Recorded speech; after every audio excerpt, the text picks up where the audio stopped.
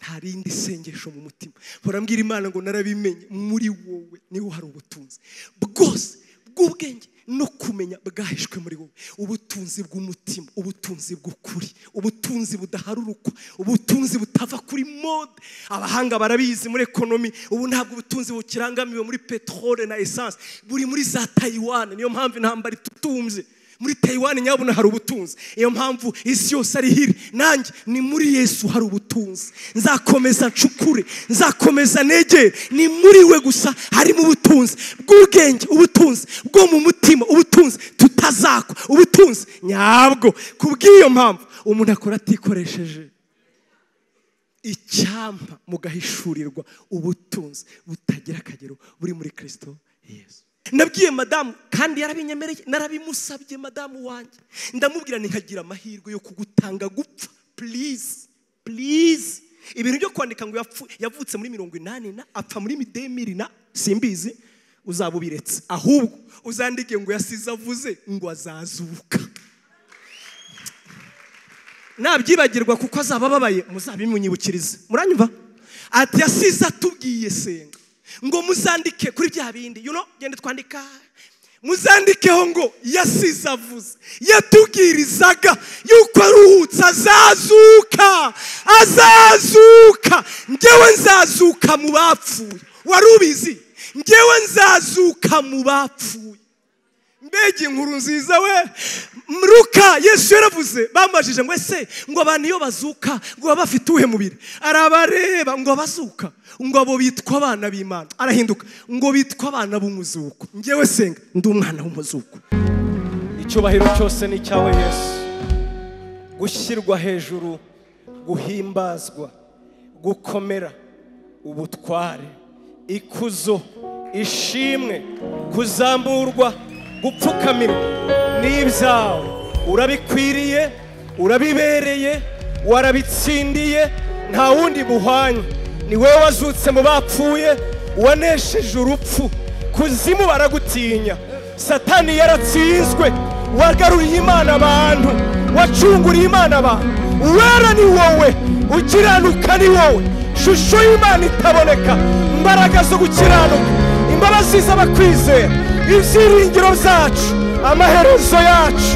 Yes, yes, yes, yes, yes, yes, yes, yes.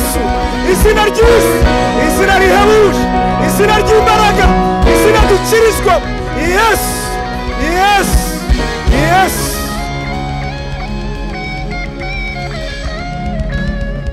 Muri uyu mugoroba turamamaza ko uri umwami. Turavuga ko ari we mukiza, turavuga ko ari we mbabazi z'Imana, turavuga kuri ibyiringiro by'abihebye, turavuga kuri itangiriro warangiza ukabiherezo, turavuga kwera kwawe, turazamura imbaraga zawe. Nta wundi twerereza, nta wundi tuzamura uretse izina risumba ayandi mazina, uretse izina risumba ayandi mazina. The greatest name, izina rihambaye, izina rihebuje, izina rya Yesu. Turavuze ngo urakomeye, turavuze ngo urahambaye, turavuga ngo ntawe usa nawe. Yes, yes, yes, yes, yes, yes, yes. Izina twahawe dukwiye gukirizwamo gusa. Yes, ibyiringiro by'abanyabyaha. Yes, ibyiringiro by'abihebye.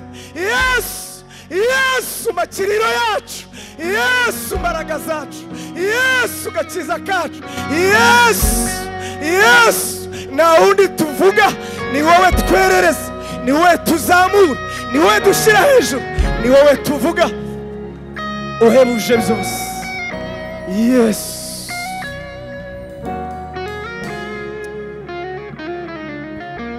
Izina ryawe ryashizwe hejuru, natwe turishize hejuru mu kibanza cyacu, turishize hejuru mu mitima yacu. Ababaraha bose, abashyitsi n'abasanga, bazanywe no kongera kumva ijwi ryawe n'imvugo yawe, ubwenge bwawe, imbaraga zawe, ijambo ryawe, kugira ngo abana bawe badataha amaramasa, turabizi kuri hano gutwigishe tuganirizwe nawe twongeye gusubiramo ngo Yesu izina rihebuje ayandi Yesu utadusiga Yesu wadusezeranyije kugumana natwe kugera ku mperuka y'ibihe Yesu uhebuje Yes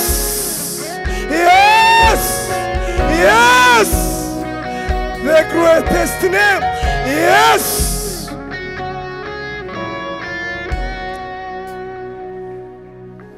ndabizi neza abamarayika batacumuye baranyuranyurana muri twebwe bari mu murimo bakora kugira ngo twebwe nk'uko ijambo ryawe rivuga ngo barinda twebwe tuzaragwa agakiza ni twebwe bakorera kandi bakorera Imana uwo murimo banezezwa bihutira kuwusohoza Yesu nta kindi twaje kuvuga Pawulo yaravuze ngo niwe twamamaza tuburira buri wese Yesu izina risumba yani Yesu. Oh, hallelujah.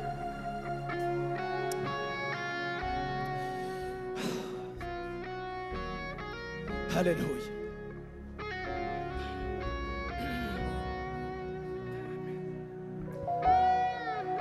Amen.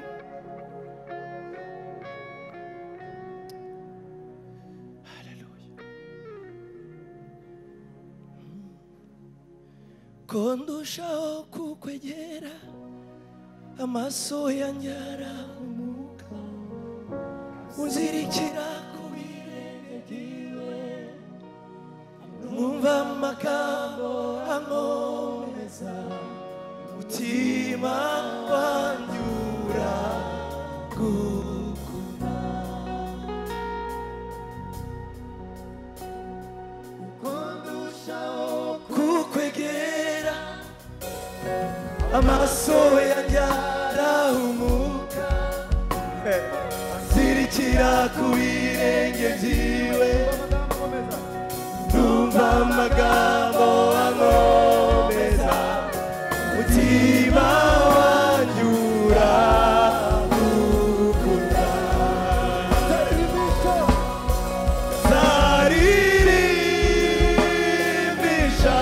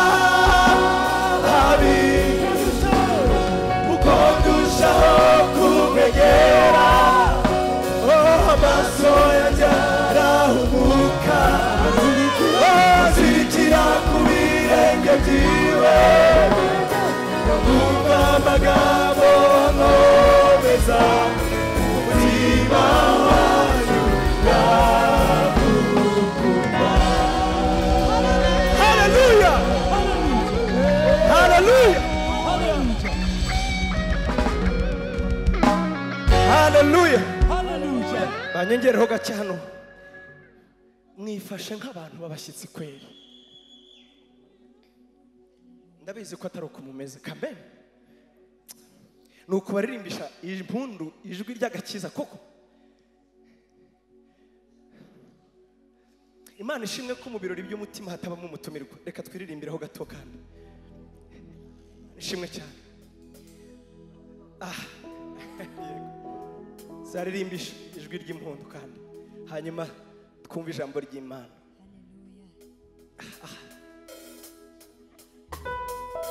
sawa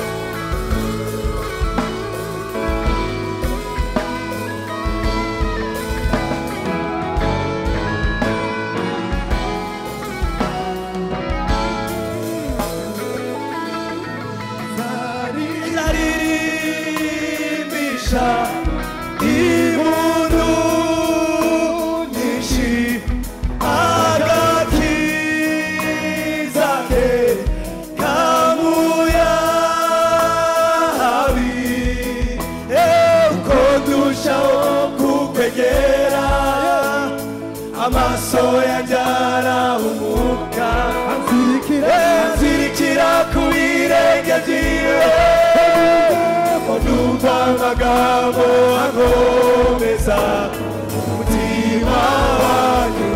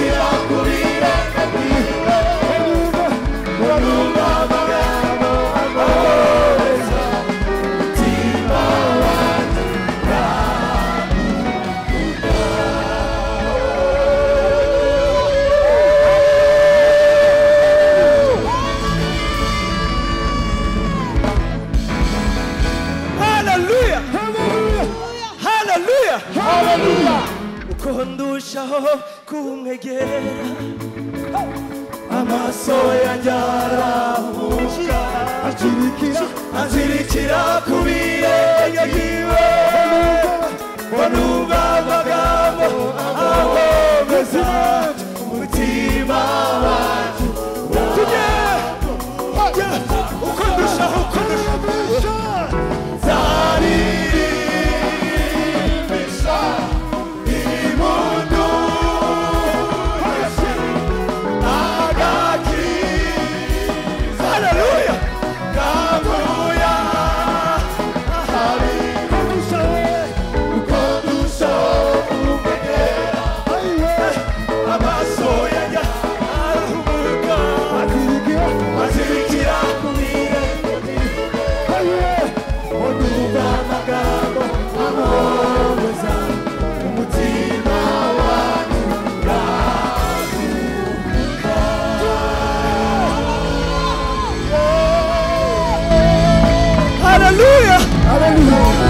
Haleluya. Tuzamurire Yesu ibiganza. Haleluya. Yes. Subiza nawe. Yes. Yes. Yes. Yes. Yes. Yes. Yes. Yes. Yes. Yes. Yes. Izina ryiza Yesu. Yes. Izina risumba yandi Yesu. Yes. Izina dukirizwamo Yesu. Yes. Yes. Yes. Hallelujah. Hallelujah.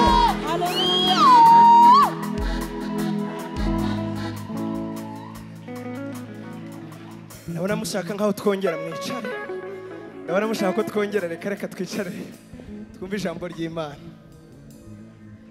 Turiyongeza turagasubiramo.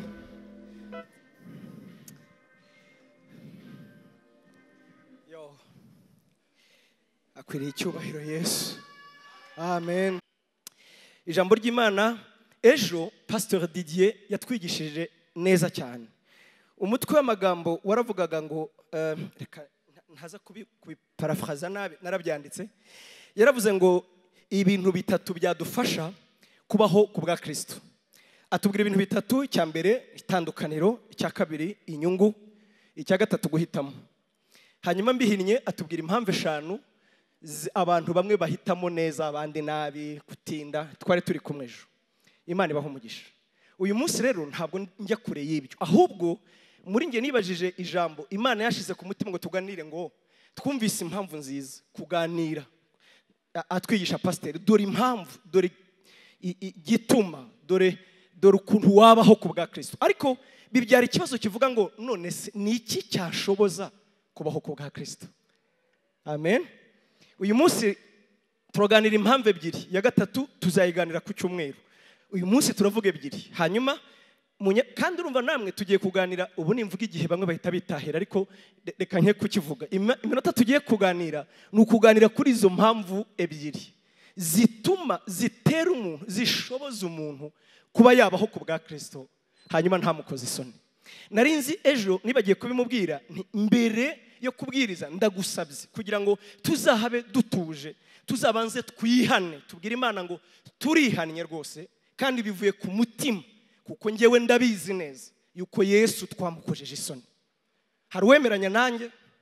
Yesu twamukojeje isoni mu buryo bumwe cyangwa ubundi. Yesu twamukojeje isoni ku buryo murabizi, iyo turi kubwiriza hano tukavuga amagambo nk'ayo, burya tuba turi abihanduza cumu, tuba turi abashizi b'isoni gusa, tuba turi abantu biyemeje. Naho ubundi biragoye, ni ukutwikoreza umutwaro. Njya mvuga ngo hari ibintu bigoye, ariko uzi kubona pasiteri bagutumira kujya gushyingura abantu barira ngo aba bantu urebe ikintu bashakira bose baceceke. Uwapfuye si we wamwishe, rimwe na rimwe ntuzi n'icyamwishe, ntuzi n'uko byagenze, kandi rimwe na rimwe bakanadutumira ngo tuvuge ibintu byiza. N'uwapfuye abantu babizi ko apfuye nabi. Ntawe uvuga nabi uwapfuye, murabizi. Niyo umuntu yari umusinzi, ari umuntu udashobotse, turavuga ngo nubwo yisindiraga ariko nta muntu yanduranyaga nawe, tugomba kumushakira impamvu tumuherekeza neza. Bakagutumira rero pasiteri, kandi nawe ugira umutima kugira ngo urebe ukuntu ushakisha ibintu bifasha abantu. N'uyu munsi rero bagatinyuka ngo tuvuge mu by'ukuri kubaho ku bwa Kristo ariko tutamukoze isoni, tubizi neza yuko Yesu twamukojeje isoni. Ibyo ndabizi ngewe. Yesu ahagaze ntandebane y'amaso, akandeba n'amaso y'abacamanza nk'ayanjye nawe, nta n'umwe ukwiriye, twamukojeje isoni. Ariko icyo mukundira, yaravuze ngo si umucamanza w'abari mu isi, Data yamutumye gukiza abazamwizera bose, kugira ngo abo gutsindwa abatsindishirize. Yego, mu bundi buryo si uko twatsinze urubanza, no, hari uwadutsindishirije, hari uwatumye dutsinda urubanza. Niyo mpamvu nanjye ntinyuka kuvuga, nawe ugatinyuka kubaha ngo yongera tubwire, ahubwo yongera twigisha, ahubwo dore ibyagufasha.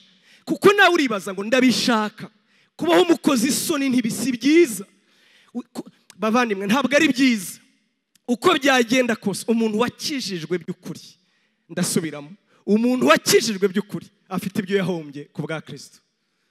Afite ibyo yahombye ku bwa Kristo. Niyo byaba ari bike warabihombye. Niyo byaba ari bike warabihombye. None icyo gihombo ni iki? Yesu ntagucira urubanza. Ahubwo uyu munsi ndagira ngo ubwire ngo dore basi ibintu bibiri by'ingenzi. Icyambere ndagitindaho kuko niwo mutima. Byagufasha kubaho mu by'ukuri ubereyeho Kristo. Amen. Mu gitabo nasomye hari umugabo wanditse adevelopa iyi saying, iyi quote, ndayivuga mu magambo make. Yaravuze ngo niba ngo mu bintu byose bibaho, niba hari ikintu kigoye, ngo aho kubaho ubuzima bwawe bwose ububereyeho undi, ngo icyaruta wapfiraho umuntu. Turabyemeranya?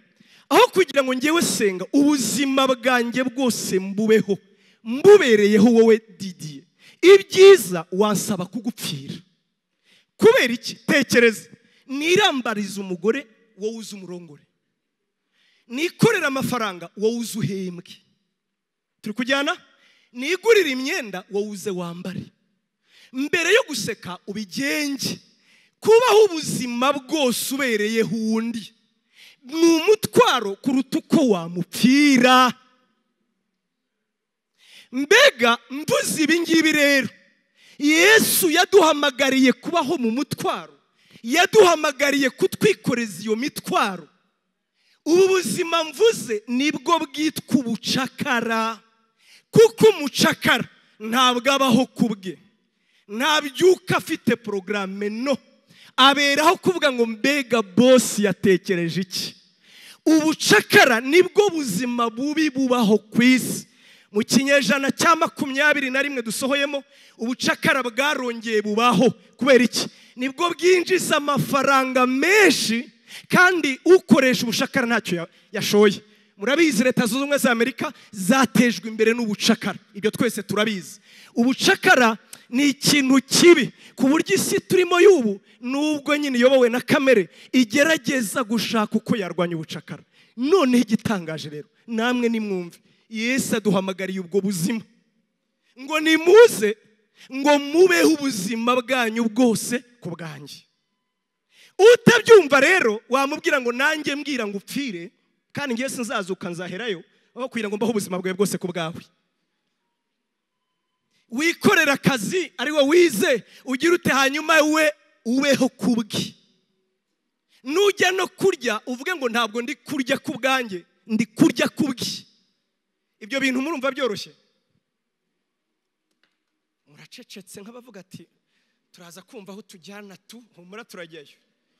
Mucecetse nkambwira ati bivuge se twumva ibyo. Ndabibabwira, namwe nimushyire mu gaciro, ntabwo ubaho ku bwawe. Nfite inshuti yanjye ni umudamu, nejo bundi twaraganiraga, ni inshuti pe twarakuranye. Ubwo ari mu bihe byo gukizwa ntiyabishakaga ngo akajya yumva umutima umuhata gukizwa, atabishaka. None ngo ageze habwira Yesu ati ko urashaka iki? Ngiyewe singushaka, dore abarokore ngabariya, dore ngabariya barimo barawusenga bavuga ngo ngwino wabasanze ukampa amahoro. Uyu mugabo rero, uyu mugabo hari igihe bavuga ngo uradushaka iki?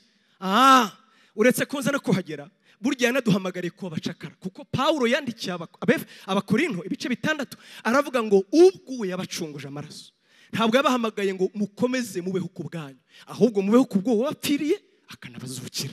Ubuzima bwacu bwose uwemeye aya maraso, uwemeye ko ari umukiza we, uwemeye ko yamupfiriye, wabyanga wabyemera, uri muratrisha abo yacunguje amaraso ye, abo yapfiriye, abamwizeye bahamagariwe kugira ngo be gukomeza kubaho ku bwabo, babeho ku bw'uwo wabapfiriye akanabazukira. Ndagira mbanze bamenyeshe ko ibyo bintu bidashoboka. Bamwe muri bavuga ati Nyagasani noneho pastor yahindukiye mu Bufaransa. Oya, ntibishoboka. Ntabwo wowe nanjye muri kamere yacu, mu kwikunda kwacu, mu tuntu twacu, mu bintu bishoboka ko wowe nanjye twabaho kubwe, ntibishoboka. Nawe arabizi ntibishoboka. Turikunda ku buryo tuniyongeza ahubwo. Ni nayo mpamvu ubutumwa tuvuga none iyo butavuze ibyaguha. Urabona Yesu yaravuze ngo ushaka kunkurikira yiyange ankurikire. Sinzi aho twavanye cyanditswe kivuga ngo muri we biranagana. Ibyo bintu byavuye he? Watubwira ko kumukurikira ari ugupfa, ariko abandi baravuga ngo wabuze umugabo ngwino, kandi mwitoro twujuje abagize gute abagumiwe. Urakennye kwa Yesu hari amafaranga, nanjye ubivuga ntayo. Yesu atangiza nanjye nkodesha. Nicyo yapfiriye mu by'ukuri, nicyo cyamuzanye mu by'ukuri. Ahubwo yaravuze ngo abamumenye nyabyo. Nikimenyime n'iryo jambo yadusomeye. Paulo yaravuze ngo ngewe ntabwo ndiho ku bwanjye, ndiho ku bwo wampfiriye akaba yaranzukiye. Bishoboka bite? Ni gute byashoboka? Naho rero tugiye kuganira ni muri bishoboka biti. Andika ijambo pastor agiye kutubwira ngo turaganira kuri muri bishoboka bite. Bishoboka bite kumuberaho? Kabura inzoga, winyweraga inzoga, ufite abajama, wari umeze neza, nta rimwe na rimwe wanyorezaga imisoro kunguka, wari ufite ibintu, none arakubwiye ngo byose byihorera ubeho ku bwanjye. Bishoboka bite? Amen. Nagira mbanze mbabwire yuko ku isi yose hatavuye umuntu wese uriho ntabwo abayeho kubwi, abereyeho ikintu kanaka, wabishaka utabishaka.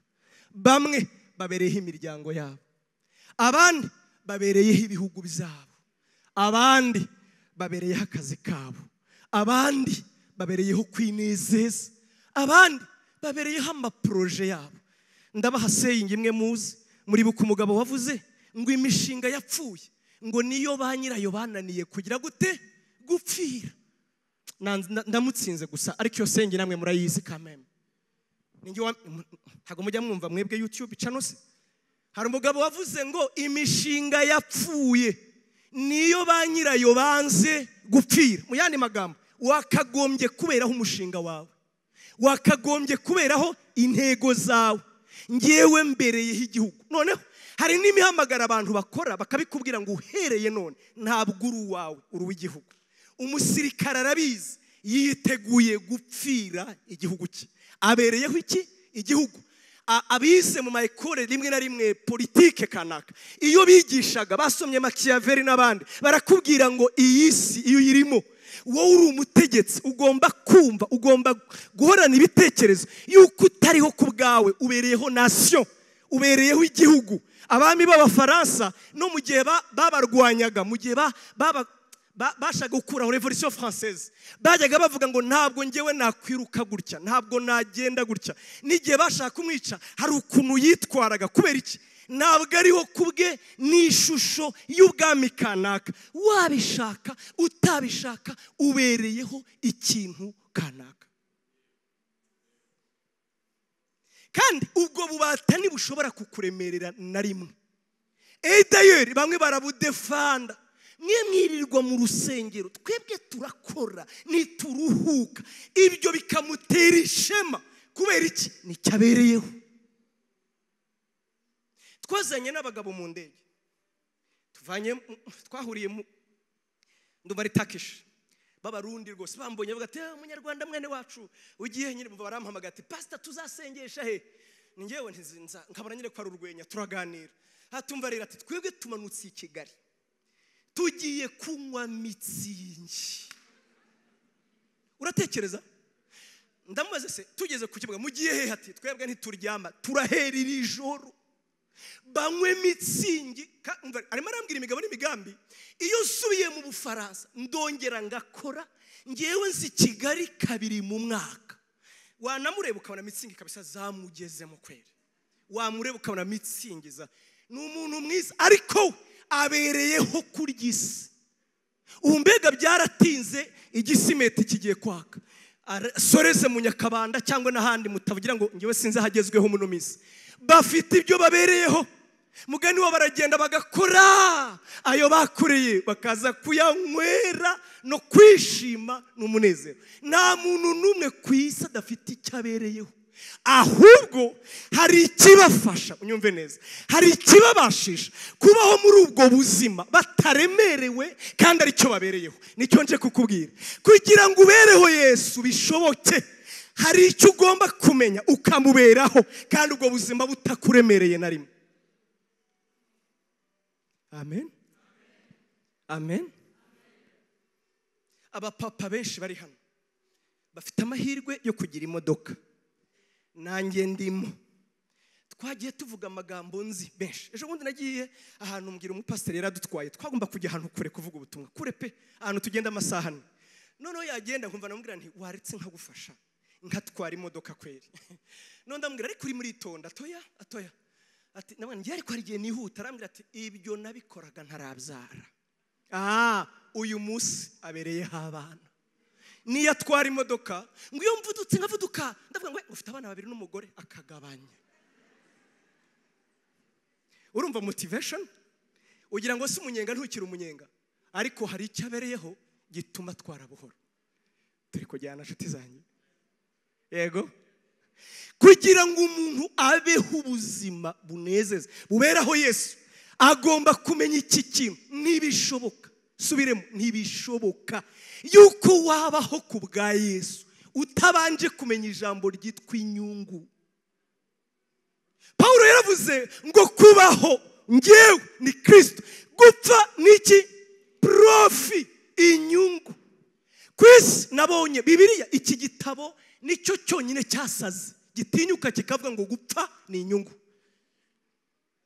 gupfa ngo niki ni inyungu ndagira mbamenyeshe muri Amerika ari umugabo wa gatatu ukize yaravuze ngo uko bigenda kose ndabizi nzapfa ariko nzapfa kera yashoye miliyari na miliyari mu bushakashatsi kandi aravuga ngo biri hafi ngo basi tuzajya dupfa asa 50 kuko gupfa biragatsindwa, gupfa biragapfa, byo gapfa ari byo. Hakaba abantu rero bazi kukubwira ko urwegereye, pastor kuva wagere mu Faransa warashaje kabisa, ndakwiyamye, urashaka iki? Ndakasaza nyine nzaba ngenda. Ubu ngira ngo uri muregera urupfu, urupfu ni rubi rwo gatsindwa. Paulo yaravuze ngo urupfu kuri we ni inyungu. Namwe nimutekereze, ni ryari iyo nyungu ni iyihe ituma ushobora kuvuga ngo ngewe gupfa ni inyungu? No kugira ngo umuntu abereho Yesu ntibikunda utarumva inyungu, utarumva inyungu, utarumva inyungu iri muri Kristo Yesu. Umunsi wamenye inyungu, unyumva neza, umunsi reka bivuge mu bundi buryo, umunsi wamenye ubutunzi buri muri Kristo Yesu, ndakurahira uzamuberaho. Ntibizakuvuna, ntabwo bigoranye, byoroshye gusa mu gihe wamenye inyungu. Tubereyeho abana bacu kuko tubakunda. Iyo tubarebye tubabona ari twe tuzasigara muri bo. Uranyumva neza? Tubereyeho igihugu kuko umuntu yagitaye. Aba bantu bayoboye kamvuge kuri twebwe mu Rwanda, igihugu kigeze kubura, abantu babura igihugu, bazi uburyo gutakaza igihugu bimeze, kuba utakigira bimeze. Niyo mpamvu bakirindisha imbaraga zabo, bakakirinda kuko bakibereyeho. Uranyumva neza? Nawe umunsi wamenye Yesu ukamenya inyungu iri muri we, uzamuberaho.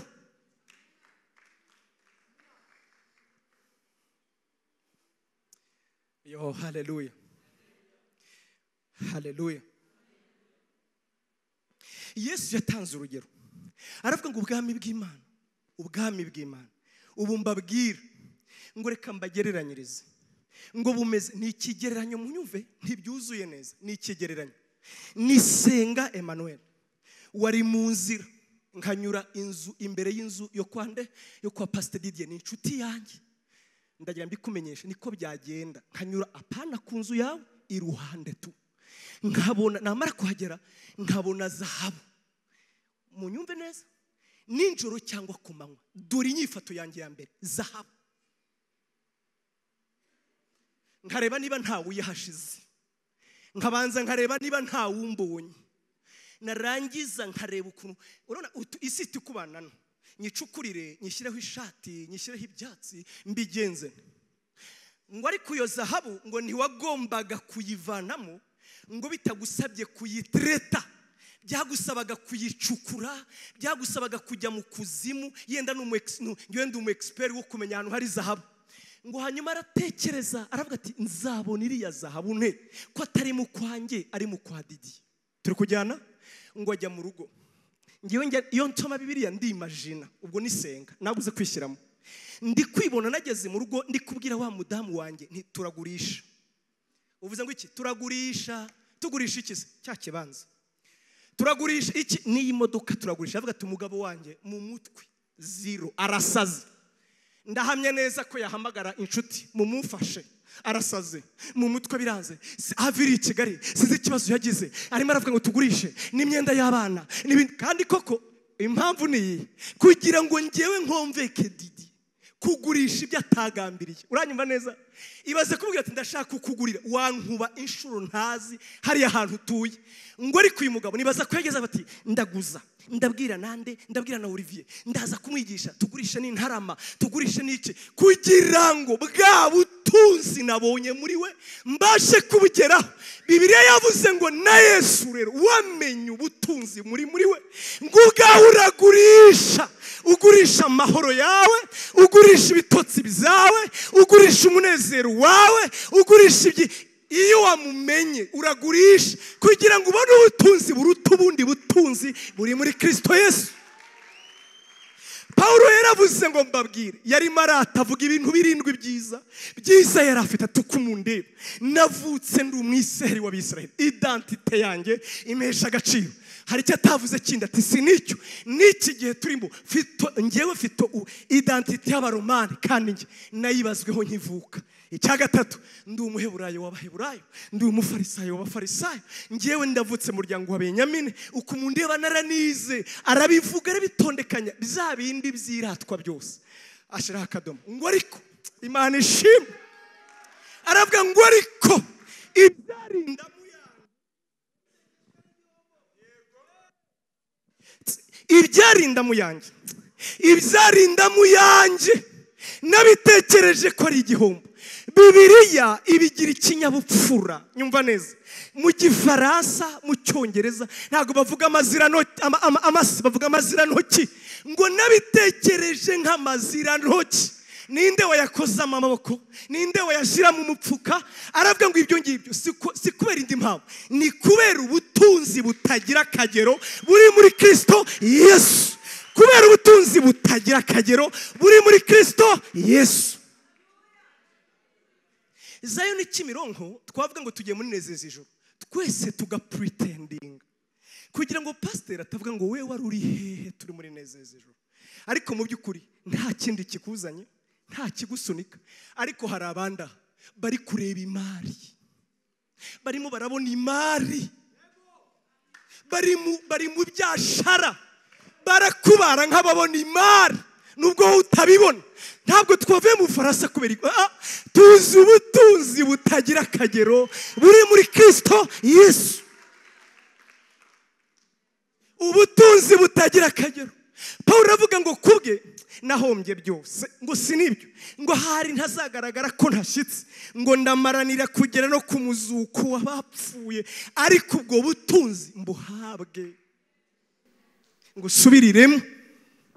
usubiriremo, dore ahubwo umurimo uhebuje indi ni ugusobanukirwa ubutunzi kugira ngo ubereho Yesu. Icyambere ni ukumenya inyungu iri muri we. Inyungu irakabyara.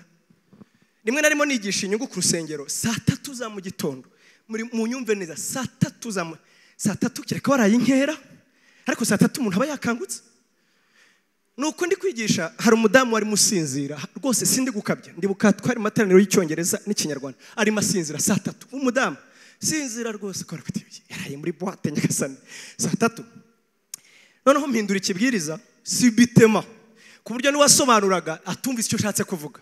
Ndavuga ngo ejo saa 3 nagira menyesha abagore bose bo mu rusengero yuko bazaza tuzajya tubahimba 30 abarakangutse.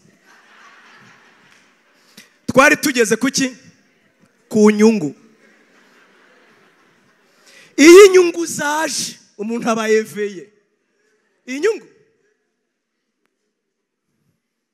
Probleme rero twebwe ntituzi inyungu ziri muri Yesu, ahubwo tubona inyungu ziri mu idini.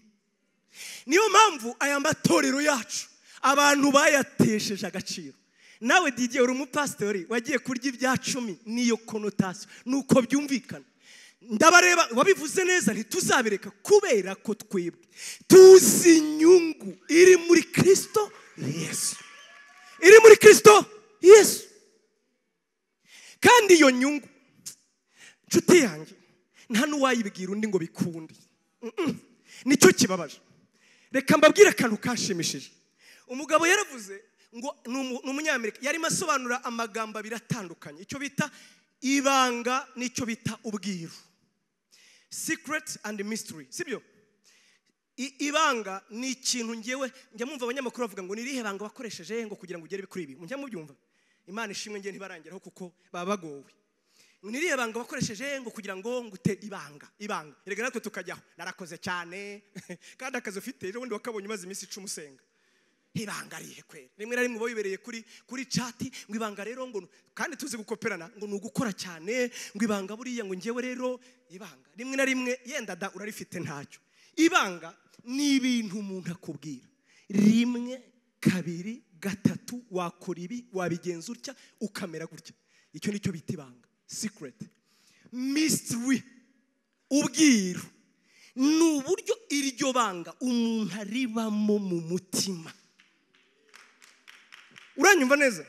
Nakubwira uburyo wasenga, ariko icyo bitubwira ubwo gusenga ni uburyo wiyumva, ni uburyo amasengesho amera muri wowe. Nakubwira ngo gusenga babanza batya, kubwiriza babige, ariko iyo mvuze ngo ubwiru bwo kubwiriza, ubwiru bwa Yesu ntabwo ari ukumuvuga, si ugusoma ibyanditswe, si ugutondekanya amagambo, ni uburyo yakumereye muri wowe. Hari ikintu tutababwira rero, hari ikintu nubwo ndi kubabwiriza ndasenga saba Imana Mwuka Wera ngo akore umurimo mu mutima umenye ubutunzi butagira akagero biri muri Kristo Yesu uzamuberaho kandi wibuke impamvu si yindi ubereyeho ubutunzi ubereyeho inyungu kuko twese nicyo tubereyeho bishoboka gusa mu gihe wamenye inyungu iri muri we. Amen. Amen. Kare twari kumwe n'umusore yasabye kanya ati pastor rwose tugana inshuti yanjye ndabize ejo uzaba wabuze tuganire nandi ndamubwira rwose ndaza dusangire tuganire.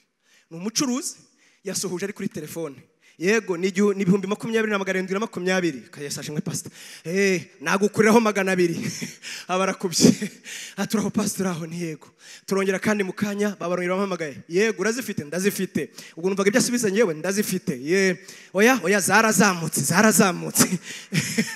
yego oya ariko hori inshuti genda baziguhe arakupa tuba turicaye tumara n'isaha tuganira ariko nyine telefone wabonaga yihanganye pe noneho arambwira ndamubwira nti subu abaguhamagaye ati ceceka ati s'il vous plaît yakubise yije ati ni 15 abakiriya 15 ndamubwira ati rwose kweri ntiwahombye arambwira ngo oya ntabwo nahombye kuko uyu mwanya turi kumwe nari ngukeneye kuruta aya mafaranga.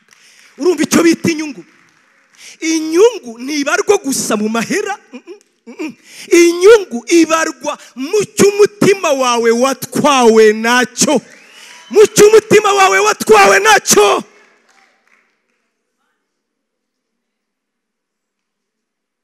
ejo bundi nabonye akantu karansekeje ku buryo n'uyo nkarebye ndaseka.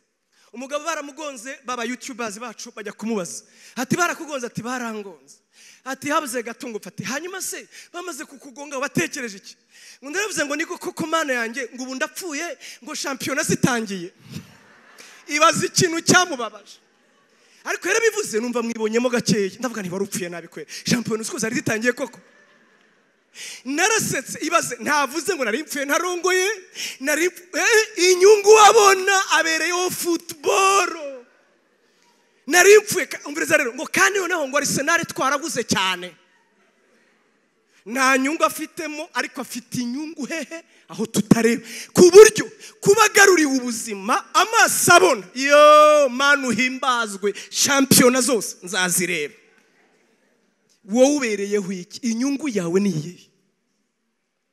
Inyungu mu gihe Yesu ataraba inyungu ubukristo ni idini ubukristo ntuzabushobora ubukristo buzaremera ariko Yesu naramuka kubereye inyungu uzabyuka nijoro ntawe gukanguye uzaza kuri church ntawe kubwirije uzakora umurimo udategereje gushimwa kubera ko Yesu yakubereye inyungu.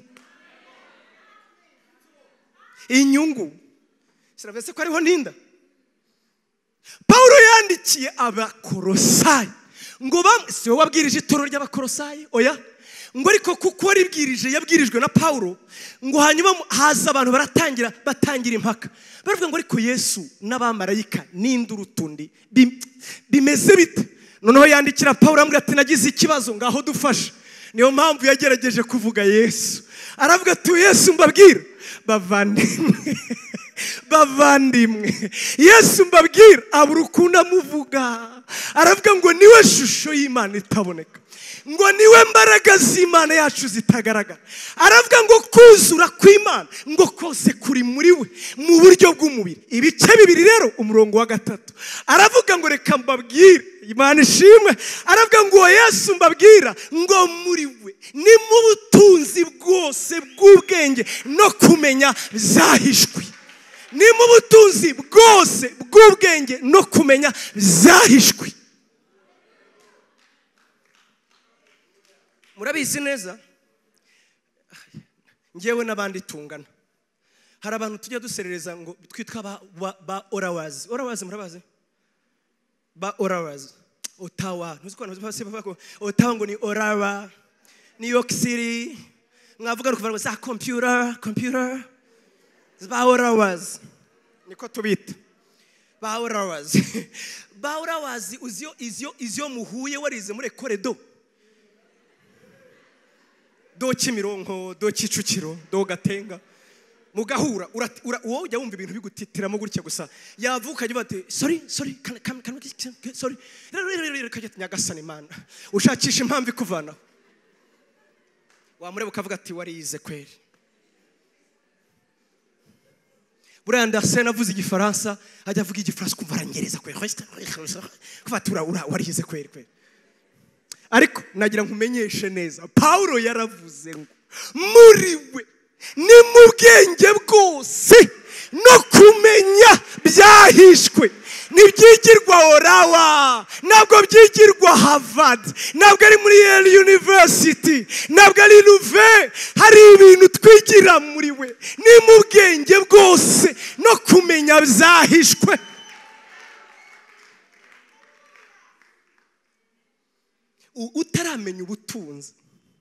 utaramenya ubutunzi buri muri Yesu niyo mpamvu mbabazwa n'uburyo dutumwa ibyumweru 52 bigashira tutavuze Yesu turimo tuvuga ibindi bintu bitigeze bihindura abantu amahame 5 ya Gandhi yarapfuye atarazutse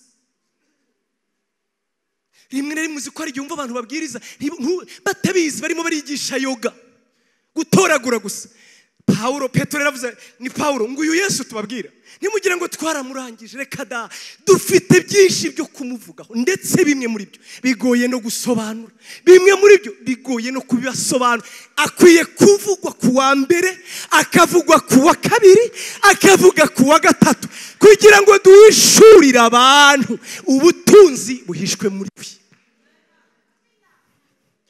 nzamuvuga hari abajya bantumira bakamubwira pastor twashaka gutumira muzatwigishe ngo 5 principles za leadership reka nkurangire umuntu uzi kubivuga neza ngiye uzantumire mu bindi kandi n'ukuri simba nijijishije ntabwo nzi kubivuga neza ariko hari abandi bazi kubivuga neza ngewe niyo ntambere kubivuga neza basi ntabisubiramo Yesu ni umwami Yesu ni mwiza Yesu urabona utarabura amahoro ni utazi ko amahoro ari ubutunzi utarabura amahoro ni utazi ko amahoro ari ubutunzi utarabura ibyishimo ni utazi ko ibyishimo ari ubutunzi amafaranga yacu menshi edayeri n'ayawe uzarebe uyagura ibyishimo nta kindi uyagura ibyishimo burya utabonye parfait wabiki parfait utayibonye wabiki mbwiza ukuri ariko ugasanga warasaze parfait ni ibyishimo gusa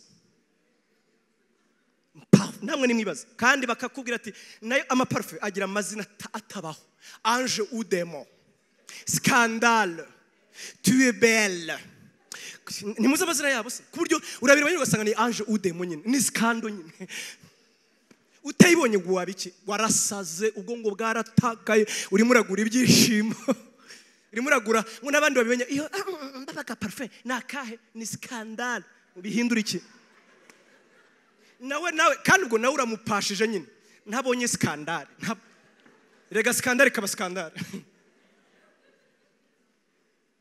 imipira uzi za miliyari zigendera kuri betting ikagera ubwo ikaba obsession ikaba ububata kugeza ubwo niba betting Arsenal yanjye hari abarwara imitima hari pari tujya twigaragambya ngiye sindi mariko pari yacu sarimo n'agafaranga kamwe ibyishimo gusa ibyishimo utazirera agaciro cy'ibyishimo utarabibura yarabihashye bikanga ngo amere nka wa muririmbyi wavuze ngo najyaga njya kwiriba ry'isi mfite inyota nyinshi cyane naba ngiye kunywa amazi agakama nayabura nkiheba uwo kumubwira umwami w'amahoro ntacyo bivuze azakubera ubutunzi Yesu nakubera ubutunzi uzamuberaho mukazi uzamuberaho uzahembwa umutekereze uzajya gushaka umwiyumvire kubera ko ari ukubereye ubutunzi Imana yacu ishimwe. Imana yacu ishimwe. Imana yacu ishimwe. Inyungu. Ese ni yihe nyungu mubonamo? Yesu ni yihe nyungu mubonamo? Urabona twabaye nk'Abisiraheli. Ngo Abisiraheli niko Dawidi yavuze muri Zaburi 105 umurongo nyirango 16 niba ntibeshye. Yaravuze ngo Abisiraheli ngo bene wacu ngo twavuye mu butayu nako mu gihugu cya Egiputa ngo tugeze mu butayu ngo turarikira cyane inyama ngo tuzisabana induru ngo tubwira Imana ngo uraduha inyama ngo iraziduha koko. Unyumve neza? Ngo iraziduha ngo ariko za nyama ngo iyo wumvirize kuko tutarebyeyo yaduhaye inyama ngo turazirya ziduca no mu mazuru ngo ariko yo itera imitima yacu konda. Itera imitima yacu konda. Yesu yo yaje rero agukiza umutima konda.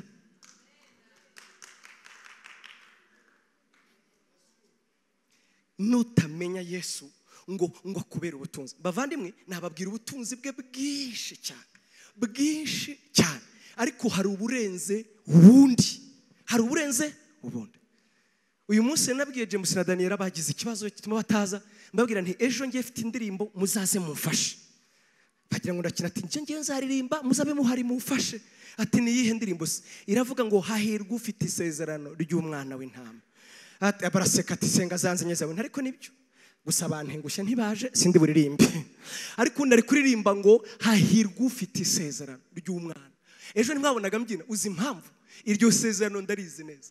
Iri muri Yohana wa mbere ibice 2:25 iravuga ngo iri ni ryo sezerano yadusezeranije n'ubugingo buhoraho. Imana yacu ishimwe n'ubugingo buhoraho. Nabwiye madamu kandi yarabinyemereye narabimusabye madamu wanjye ndamubwira nkagira amahirwe yo kugutanga gupfa please ibintu byo kwandika ngo yavutse muri 80 apfa muri 2000 simbizi uzabubiretse ahubwo uzandike ngo yasize avuze ngo azazuka. Nabyibagirwa kuko azabababaye muzabimunyibukirize. Muranyumva?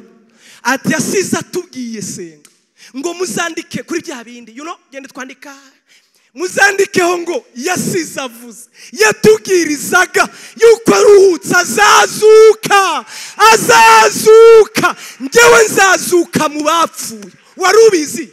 Ngewe nzazuka mu bapfuye. Mbega inkuru nziza we. Mruka Yesu yaravuze bamajije ngo ese ngo abantu iyo bazuka ngo bafite uhe mubiri arabareba ngo bazuka ngo abo bitwa abana b'Imana. Arahinduka ngo bitwa abana b'umuzuko. Ngewe senga ndi umwana w'umuzuko nzazuka. Mfite inshuti yanjye yagiye muri Canada ni inshuti njyamwemere ko tubiganira. Agerageza kwirinda kabisa ntarye viande rouge hanga irire myabona cyangwa urorere. Atoya ati ngewe ni iryibiri ubwo ni imyaka bambwira ingahe iryibiri. Ati we ni ingahe senga nti ntabwo mbizi neza. Ngewe ntabwo mbirebera mu myaka nabwiye Yesu ningeza miliyoni y'abakiriye agakiza mfite 45 nzagenda. Ngewe nuko mbibara naramubwiye Yesu ntuzange gusa yaba ndi kandi sinitaye ibyo ari byo byose niba kwira miliyoni bakiriye agakiza mfite se nkana ndayenda miliyoni. Wanyumvise? Sinzi uko niwe uzabibara nyine niyo mpamvu azampamagara. Singiye ubara ni ubibara ariko miliyoni nikwira nzagenda. Ati ngewe ni iryibiri iryibiri ati hanyuma se ibyibiri numwe ati nzaba nagiye uzapfa ni hahandi rero yaba ari 120 ni hahandi uzagenda. Ariko hari ibyiringiro birenze ibyo nuko abapfiriye muri we bazazuka mu bapfuye. Paulo wandikiye Abaheburayo 2 yaravuze ngo yaje gukiza ngo abohore ngo bari mu bubata bw'ubwoba bwo gutinya urupfu ngo ababohore muri ubwo buja bwo gutinya urupfu. Tuzazuka. Mbiyibukirize muzandike ngo yasize avuze ngo hazazuka. Imana yacu ishimwe cyane. Twebwe tuzazuka dufite ubugingo buhoraho. Hari umwanditsi wavuze nicyo Paulo yavugaga. Nicyo iyo utarasogongera ku bihebye. Hari umwanditsi akamvuga ngo yaravuze ngo bavandimwe ngo iyo hakurya hataza kubaho hakuno ntacyo haba hamaze. Subiremo. Iyo hakurya hataza kubaho hakuno ntacyo hamaze.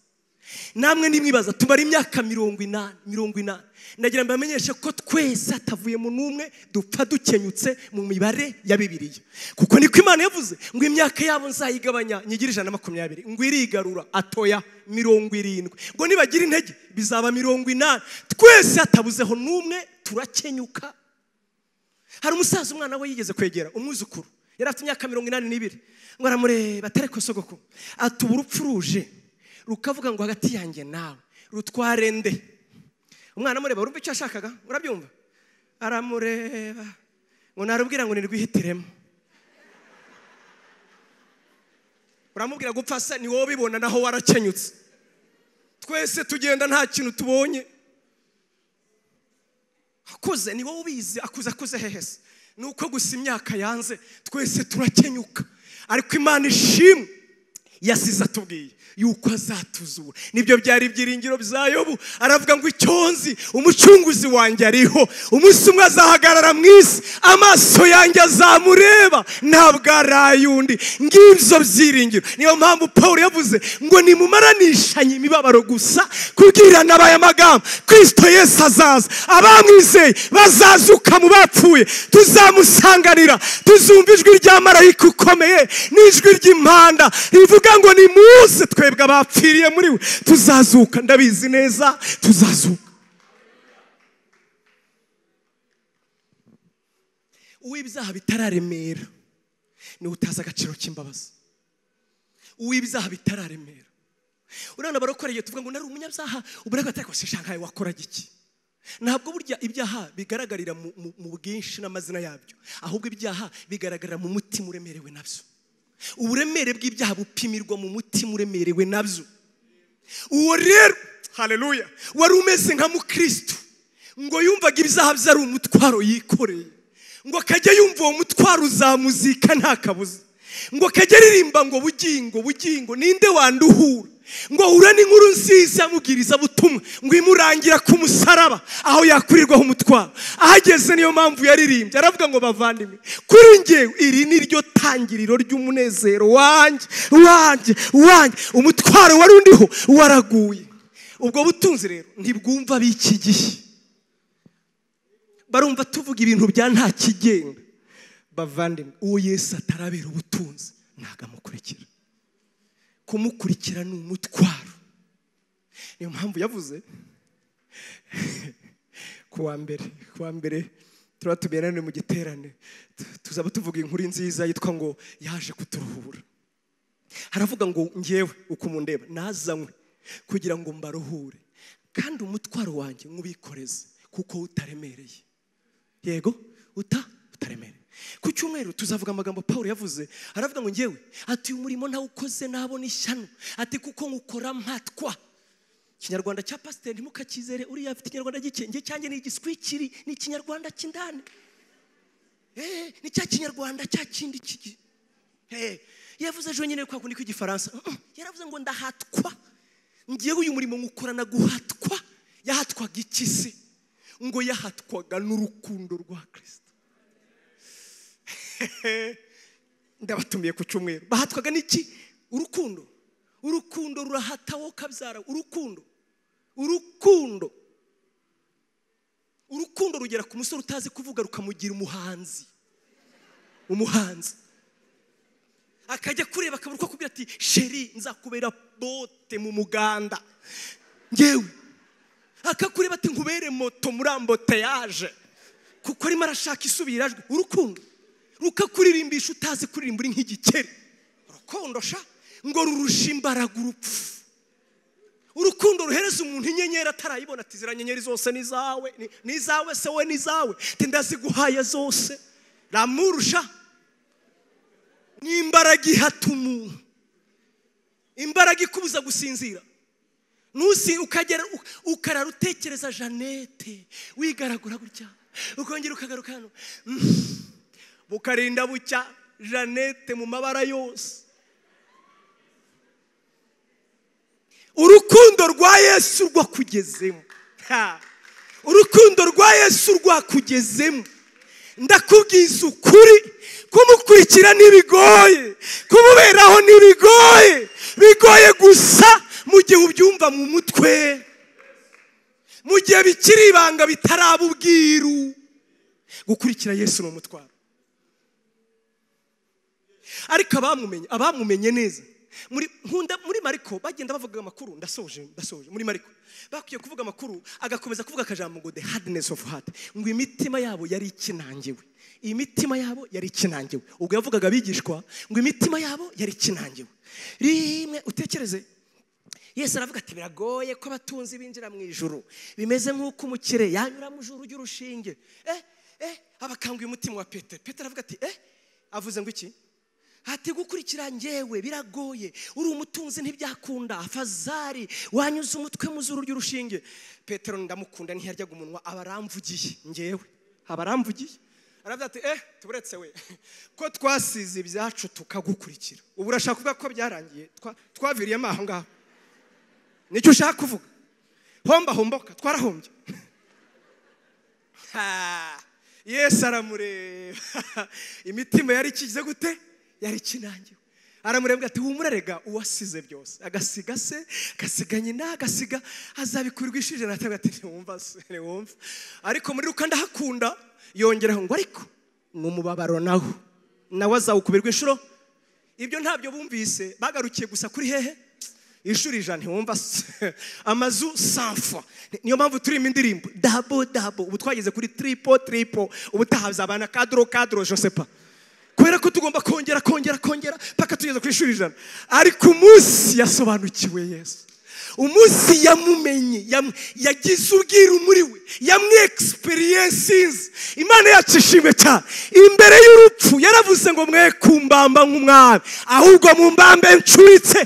Kubera iki? Yesu yari yamubereye ubutunzi nyabyo, yari yamubereye ubutunzi nyabyo. Ababereye ubutunzi ntibigoye kumukurikira, ntabwo twiyahuye. Niyo mpamvu Paul yavuze ngo iyo bamwe batureba baravuga ngo uyu ni nyakwigendera, ngo ariko twebwe turabizi ko tubayeho. Ngo abandi baturavuga ati uyu ni isuzugurwa, naho twe turi birangirire.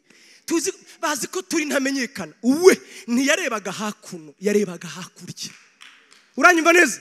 Turi birangirira pana mu isi no mu ijuru. Turi iki? Reka ntange igihembo hano. Umuntu uzi umugabo witwa Agiripa na Festus ni bande? Oya yaburetse bapasiteri se mwe murimo toka, urashaka kurya amafaranga yanjye mwebwe. Agiripa na Festus, umbwira icyo yakoraga, yabaga hehe, se ninde? Se nkubaza ibitaro yavukiye moya. Agiripa na Festus ni bande babaza? Abo bagabo rero bari abami, ariko amazina yabo n'ubu ntazwi. Paulo azakomeza azavuga, ndabizi azakomeza. Yabaye ikirangirire kandi ni Siyoni. Si Yesu ufite amatsiko kubona, na Paulo arimo ni ikirangirire nyabona. Kubera iki? Yakurikiye umugabo ufite ubutunzi. Nkubwire Yesu uzamwumva mu gihe hakurya hagize agaciro, mu gihe hakurya hagize agaciro no hakuno hakazahagira. Njya mbwira yigeze kwivuga ati nimutekereze nawe, mbega uwaguha iby'isi byose akakubwira ko ubuzima ubugingo bwawe bwakaho inyungu, bizakumarira iki? Uwakubwira ngo uyu munsi ubutunzi bwose bwa Elon Musk n'ubwawe, ariko ejo uzapfa, bimaze iki? Bimaze iki? Niyo mpamvu hakuno ngiye uzi ukuntu mpita ni muri antrenema. Aha turi ni muri antrenema. Abazi abakunda umupira nkangesha ni bande? Mwe kwishushanya ni muharise. Abakunda umupira turi muri antrenema. Kwa kundi umukinnyi bagira gutya ngo ntabwo ari match, arimo arishusha gutangira. Turi muri antrenema. Ubu buzima turi mu myitozo, tuzajya kubaho nyabuna. Tuzajya kubaho aho badapfa, aho batifuza, aho batababara, aho batagambana, aho badasaza, aho badashingura, aho batifuza we, aho badakennye, iwabo wabadapfa, aho ngaho. Paulo yaravuze ngo aho ni mu nyungu, aho ni mu nyungu, aho ni mu nyungu, kujyayo ni mu nyungu. Yaravuze ngo ngewe we ntiyarebaga urupfu, yarebaga kubana na Yesu. Pastor, hanyuma rero sigaje ibyanditswe bibiri nkahita nicaraho pe. Bibiri pe. navuze ko mvuga babiri, reka ndekere ku nyungu. Mvuga abantu babiri pasiteri yatubwiye ejo. Uwa mbere ni Mose. Ngo Mose, namwe nimumbwire, muzi ariko mujye musoma, urunarige twe dushaka kubaho ubuzima budashoboka, gukunda Yesu gusa nkuhumirije nka hari ikinya. Oya, humura amaso ahubwo urebe. Mose, ngo uyu Mose yabaye intwari yo kwizera, ngo kubera ko ngo nubwo yarabizi ko ari umuragwa w'ingoma, agomba kuraganwa ingoma y'Abanyegiputa n'ubutunzi bwose, ngo yahisemo kubabaranwa na bene wabo muki mu bucakara, ngo kubera impamvu imwe, ngo icyambere yahishuriwe Yesu, niko Bibiliya ivuga, ngo yahishuriwe Kristo, ngo icyakabiri ngo ibyo ngo abirutisha ubutunzi butagira akagero buri. Imana yacishimwe cyane. Bwa butunzi Abanyegiputa bari bafite, hari ubundi yabonye muri Kristo bituma abona ubwinaha ntacyo bumaze. Bavandimwe, ntabwo ari ibintu byo kwigirisha, si ugushaka gutungura kubwira Imana ngo ndagukunda niyo wowe utaba unkunda, urabeshya. Ahubwo umunsi wamenye inyungu ubutunzi buri muri we, nyabuntu uzakora utikoresheje. Yesu ni ubutunzi bw'akatagira akagero. Abo tubana n'umuhungu wanjye yarabimenye. Niyo ngiye kurya rimwe irambwiye ngo nasenge, asenze atyo ndaseka, birananira ndaseka, kubera ko azi ko iyo nsenga buri gihe murambwira Imana ndakwinginze mpishurira Yesu. Nawe yagiye kurya rero atavuga ati papa, niko ajya avuga ati ndakwinginze mpishurira Yesu, ndaseka. Ngumva namwe no, hano twari tugiye kurya kameme atoya ni kujya usenga. Ariko abo tubana ndabizi neza ko babizi, nta rindi sengesho mu mutima. Barambwira Imana ngo narabimenye muri wowe niho hari ubutunzi bwose bw'ubwenge no kumenya bwahishwe muri wowe, ubutunzi bw'umutima, ubutunzi bw'ukuri, ubutunzi budaharurukwa, ubutunzi butava kuri mode. Abahanga barabizi muri ekonomi, ubu ntabwo ubutunzi bukirangamiwe muri petrole na essence, buri muri za Taiwan. Niyo mpamvu intambara itutumze muri Taiwan, nyabuna hari ubutunzi. Iyo mpamvu isi yose ari hiri. Nanjye ni muri Yesu hari ubutunzi. Nzakomeza ncukure, nzakomeza negere, ni muri we gusa harimo ubutunzi bw'ubwenge, ubutunzi bwo mu mutima, ubutunzi tutazakwa, ubutunzi nyabwo. Kubw'iyo mpamvu umuntu akora atikoresheje. Icyampa mugahishurirwa ubutunzi butagira akagero buri muri Kristo Yesu. Umugabo witwa Abrahamu, Imana imujyanishije ubutunzi, iramubwira ngo tugende nkwereke igihugu nzaguhindura ishanga rikomeye, nzakugira ubwoko, abantu bose bazaherwa umugisha muri wowe. Urumva ibyo bintu ukuntu bikomeye. Imuhereza imigisha 7, agenda akurikiye iki? Ubutunzi. Bibiliya avuga mu Baheburayo 11 ngo hanyuma umurongo wa 8 kugeza ku 11 ngo ageze mu gihugu Imana amubwira ati iki gihugu rero ubonye ni cyawe, nzakiguha, aho uzakandagiza ibirenge byose ndahaguhaye. Umva atari byiza? Ntimuzi ukuntu turabigenza se twebwe ngo Imana yavuze ngo tugeze hose ndahabahaye, kandi hano hafite hanyiraho. Azimuka wogemo se ati yaravuze ngo aho tugeze hose. Umva rero Abrahamu, wewe byari biriyo, aha amaso yawe agera ndahaguhaye. Ngo akiri muri ayo ngo Imana imuhumura amaso, ngo abona undi mudugudu wubatswe ku fatiro, ngo Imana ubwayo yiyubakika ukomeza, ngo muri we afata umwanzuro, ngewe nzaba mu mahema na Isaka na Sara abasezeranijwe ibyo. Kubera iki? Yabonye iby'abandi ubutunzi. Njya mvuga mutekereze ngo Abrahamu yari afite ingabo, ndasoje, 318 ingabo zatojwe mu rugo rwe. Izo ngabo zari zifite abagore, ubwo babaye bangahe? Babyaye abana kera, babyaraga 5 6. Nibura ngo abantu bakuriye mu rugo rwa Abrahamu baravuga ngo nibura byari 3,000. Abo ngabo bose rero nibo batangiye kubishyanga, barubaka, bagira amazu, bagira inka, bagira n'ibindi. Bari bazengurutse nde? Umutwaro wabo nde? Abrahamu. Nimumbabarire mwibaze, ugiye mu mudugudu wa Abrahamu yarayoboye atuyemo, wamara kugerayo uzarebe iyo ugeze ahantu hose mu gihugu uravuga ngo nimunyereke kwa perezida. Namwe niko bimeze? Nagiye mu Bushinwa ariko bari bamfunze, muze ngo munyereke kwa perezida ati urahashakira iki? Bakomeza bangenzura ati wahoze uvuga kare kwa perezida urahashakira iki? Ndavuga nti Nyagasani abivugira giki? Ariko iyo ugeze hano hose ati perezida atuye he? Namwe nimwibaze ugeze mu mudugudu wa Abrahamu ukajyoze ngo ariko perezida atuye hehe? Ati ngwino tuhakwereka. Wagerayo ugasanga atuye mu ihema. aza kuba ngewe nawe uzi ko twari kuvuga ibidayimoni byamuhaye amafaranga byamubuje kuba mu nzu. Ndabesha se bya bintu byamuhaye amafaranga byamubuje kuba mu nzu byarahaka abatunzi bize. Reka da, hari ibindi bitari byo. Yabonye umudugudu wubatse ku fatiro. Ndagira nkubwire birashoboka kubaho wiyanga iyo wamenye aho tuzajya, iyo hakurya hariho, iyo wamenye Yesu kumuberaho biroroha. Muhaguruke dusenge, muhaguruke dusenge. Kumuberaho biroroha.